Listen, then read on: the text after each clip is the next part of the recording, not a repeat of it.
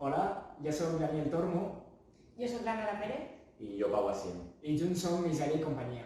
Estem aquí a Can Verdaguer assajant el nostre pròxim projecte teatral, que de moment porta el títol de Blue Horizon o la freqüència del soroll. El que nosaltres fem és vindre cada dijous a investigar en aquest procés de creació que més tracta del teatre físic com l'animació d'objectes i encara estem pendents d'explorar si hi haurà o no text. Sí, com que venim de diferents disciplines, intentem com barrejar-les totes una mica. Hem estudiat teatre físic a una escola que es diu Moveo, ell ens va conèixer, però venim de diferents llocs. Jo vinc de Lleida, vaig estudiar teatre a l'aula de teatre de Lleida i també vaig començar a entrar una mica en el món de les criteris. I l'Anna i jo venim els dos de l'Escola Superior de Dramàtic de València. Allí vam fer textual, després vam vindre aquí a Barna a fer Moveo, a fer teatre físic i ens hem juntat per inquietuds artístiques, per provar, tenim l'oportunitat que ens cedeixen un espai per poder venir cada dijous i provar, investigar i per tant encara no sabem molt bé cap a on anem, però sí que tenim la direcció que és el vindre i practicar.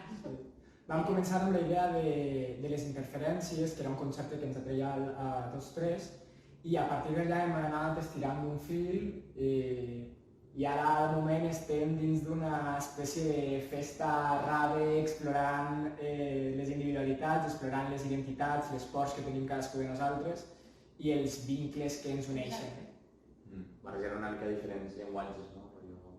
Barregem la dansa, ens agrada molt el hip-hop, el contemporani, també tenim objectes, utilitzem objectes dins de l'escena, manipulem els objectes també com si fossin titelles, els fem interactuar amb nosaltres i sobretot com a nucli principal de llenguatge el cos predomina com a eina d'expressió.